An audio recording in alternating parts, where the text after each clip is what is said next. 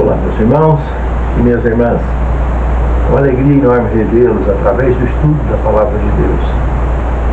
Hoje entraremos num novo trimestre, uma nova lição, e assim, antes de iniciar essas considerações, gostaria de convidá-los para uma palavra de oração.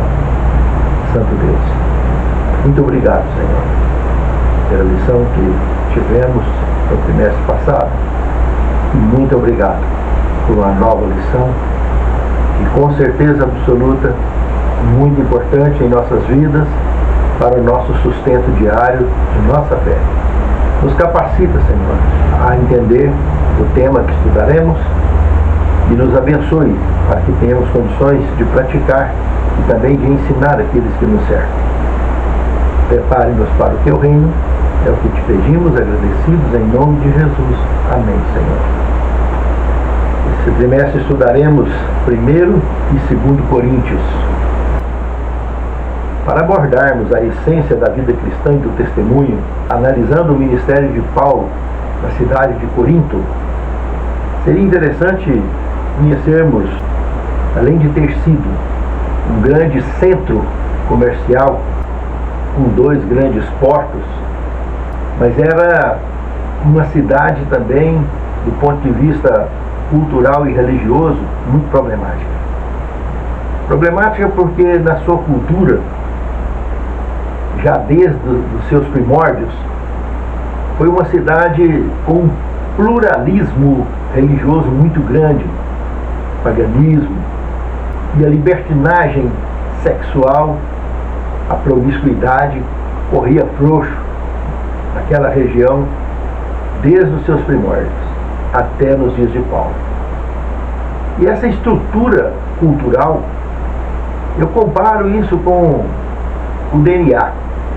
Nosso DNA, nós temos propensão em nosso DNA para diversas situações, tanto do ponto de vista biológico, do ponto de vista clínico, do ponto de vista da nossa saúde, tanto espiritual quanto física. Tendências, propensões que já viajam no DNA. Fora isso, ainda temos as influências do meio em que vivemos, aliadas às tendências já propensas da nossa natureza carnal. Quando se junta a fome com a vontade de comer, o problema fica grande.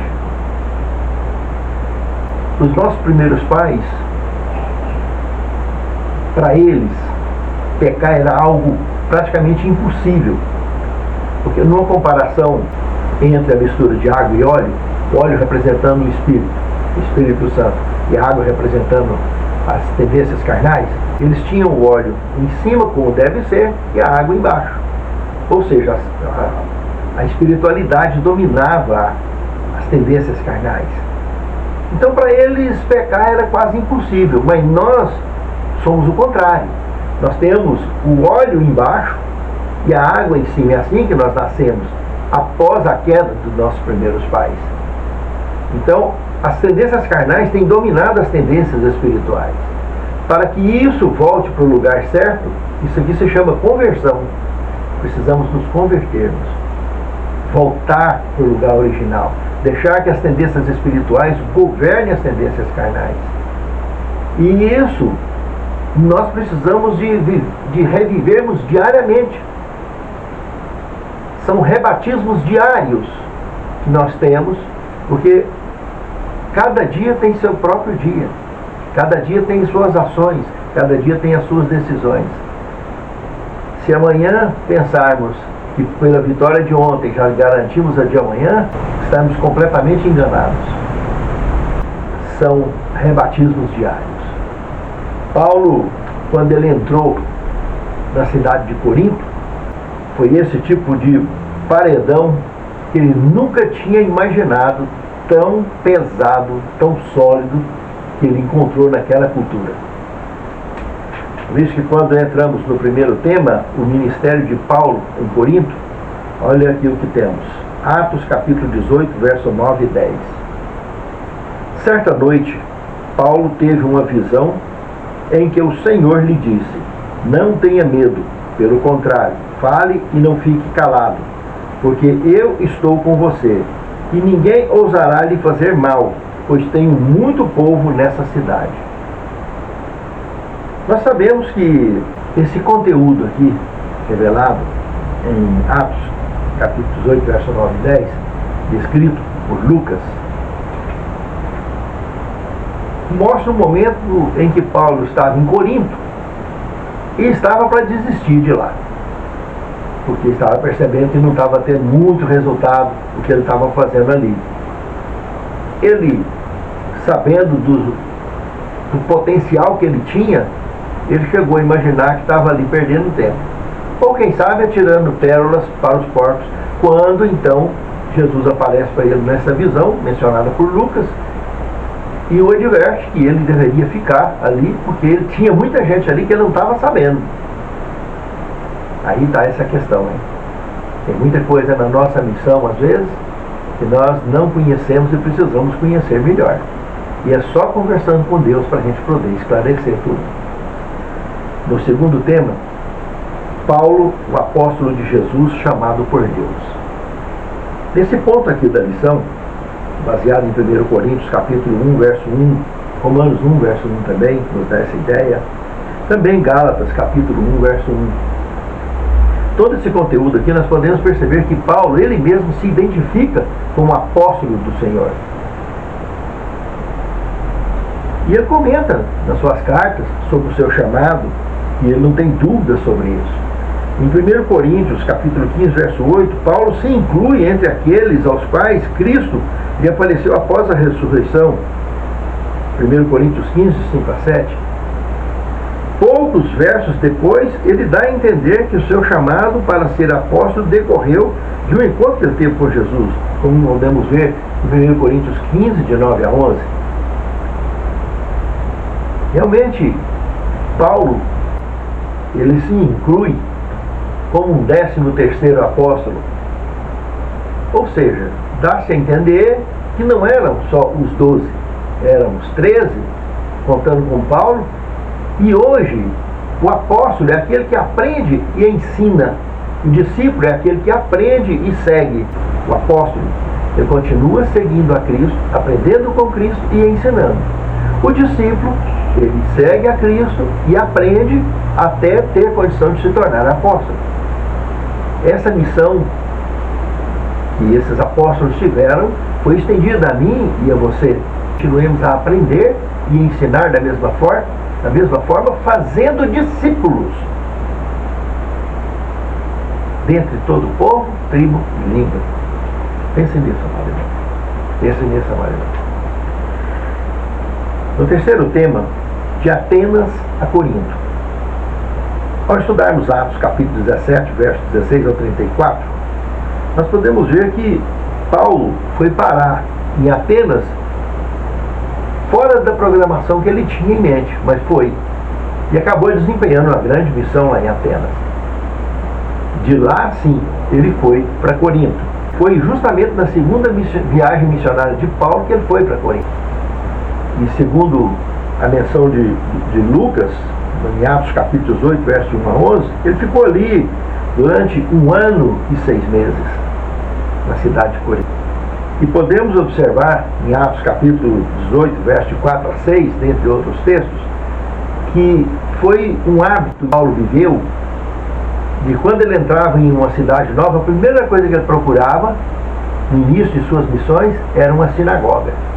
Porque ele entendeu, como Jesus mencionou em Atos 1, verso 8, que ele deveria ir primeiro a Jerusalém, depois até os confins da terra.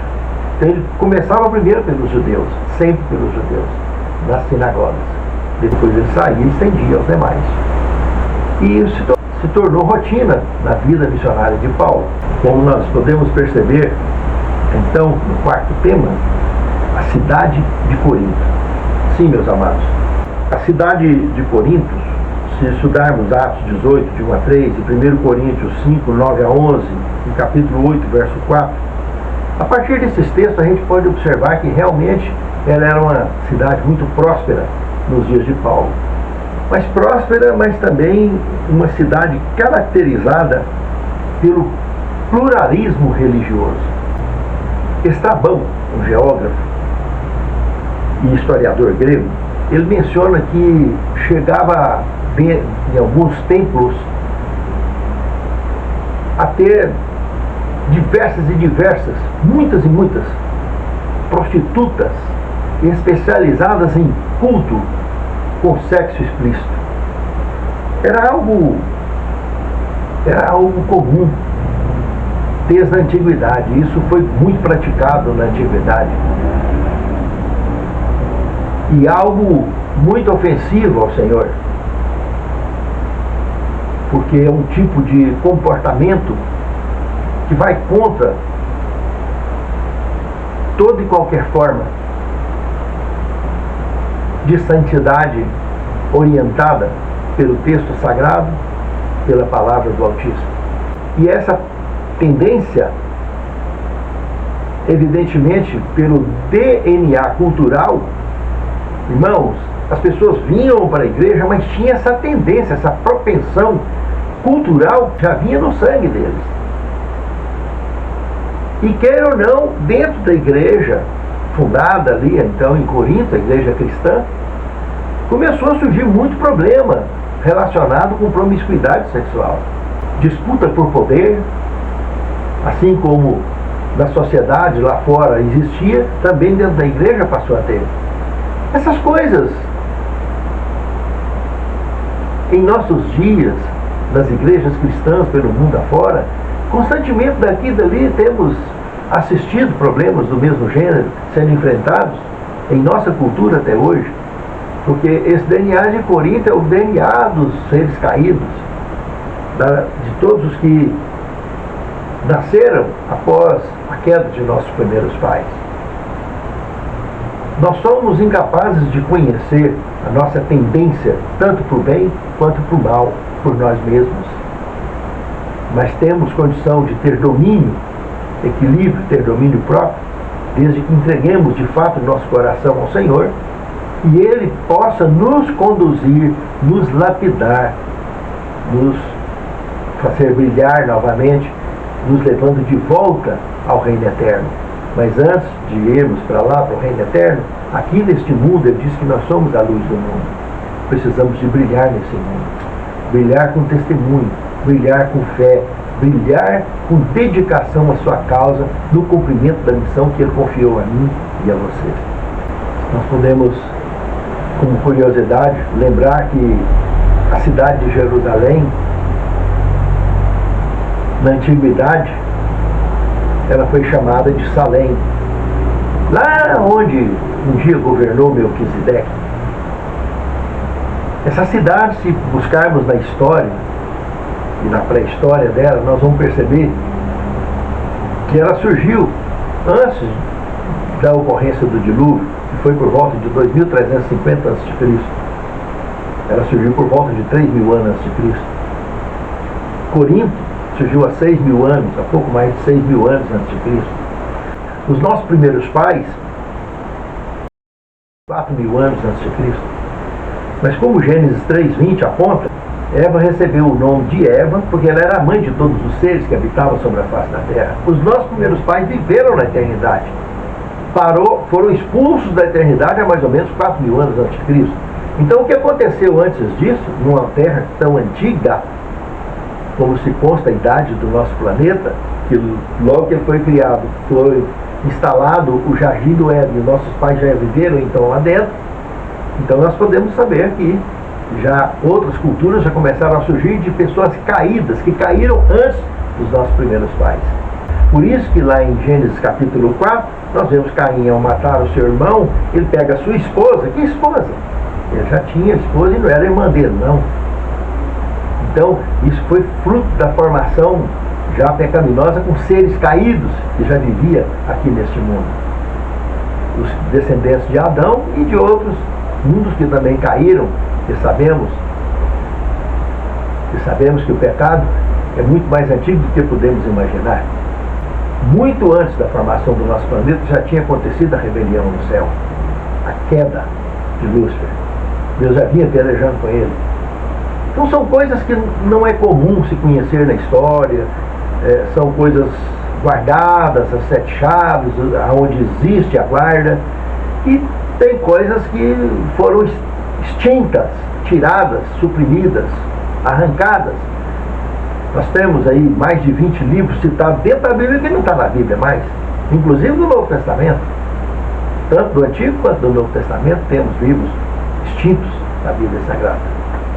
E será por que isso foi arrancado, né? Sabe, irmãos? Mas o que eu quero aqui observar, que Gênesis 6 lá ainda mostra 3 grupos: filhos de Deus, filhos dos homens e Nefilins. Filhos de Deus, filhos dos homens e Nefilins. São 3 grupos que se misturaram. Se a gente montar o quebra-cabeça da história, tinha ali o complexo de Gizé, que tinha mais de 200 anos antes do dilúvio, que ele já tinha sido estabelecido. Quem construiu, sendo que até hoje não tem nenhuma cultura que consegue construir.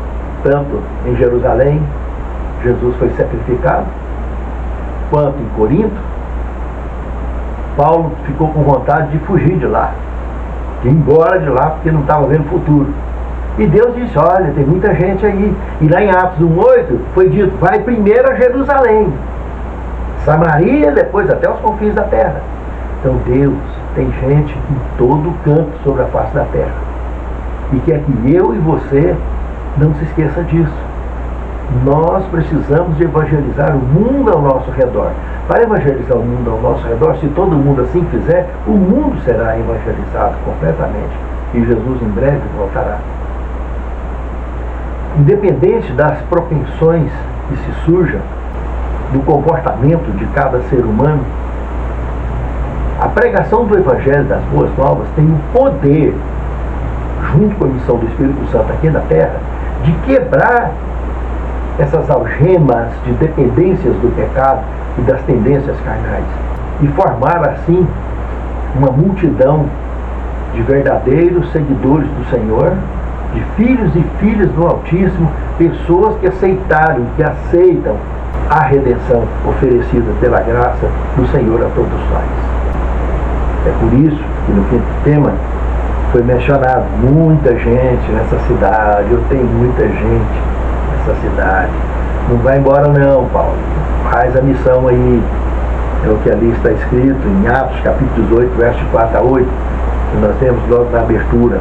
O apóstolo, ele estava enfrentando, quando ele percebeu mesmo, ele estava enfrentando ódio e hostilidade ali na cidade, no meio da sinagoga, no meio cristão em que ele estava procurando evangelizar, os não cristãos que estavam junto com então os cristãos. E ele, ao perceber ódio e hostilidade, armações, traições e tanta promiscuidade, tanta guerra por poder, tanto materialismo, tanto mundanismo, Paulo balançou nas bases e quis ir embora. Como José também, que quando soube da gravidez de Maria quis fugir. E aí Deus apareceu e disse: não vai não, Paulo, que eu tenho muita gente aí. cumpre a missão que vai ter resultado, pode ter certeza. E assim Paulo fez. Assim José também fez, ficou e cumpriu com a missão.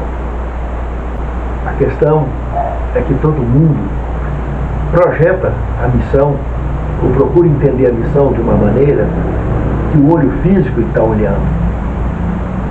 E esquece de deixar o olho espiritual observar melhor, para enxergarmos os detalhes que de outra forma não conseguiríamos. Só orando, conversando com o Senhor, que Ele nos mostraria os pontos que nós não conseguimos ver na nossa missão.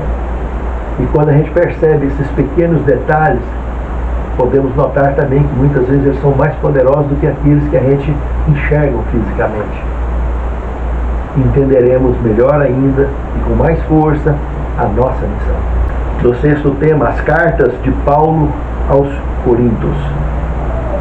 Analisando 1 Coríntios, capítulo 1, verso de 11 a 13, capítulo 4, 14, 5, 11, 7, 1, 14, 37, nós também podemos comparar com 2 Coríntios 1, de 12, e 2, 9, 11, 3 e 13, 10. Irmãos, todo esse contexto aqui, nós podemos perceber, irmãos, que os problemas que Paulo enfrentou lá em Coríntios não é diferente dos problemas que nós enfrentamos hoje nos nossos dias, tanto na igreja, quanto em casa, quanto na escola, quanto no mundo de um modo geral. São problemas bem parecidos, e esse é o mundo que nós vivemos nele. Mas é essencial, irmãos, que todos nós possamos enxergar o mundo atual através das lentes do Evangelho, para que achemos espaço para colocar a pregação do Evangelho, e para que achemos espaço para vivermos a essência do Evangelho, para que achemos espaço para cumprir com a nossa missão. As cartas de Paulo a Coríntios mostram que ele entendeu muito bem esse assunto, com dureza. Não foi fácil para Paulo enfrentar o que ele enfrentou, mas ele enfrentou, entendeu e venceu, cumpriu com a sua missão. E o sétimo tema, missão oculta. A vida de Paulo, páginas 74 e 75.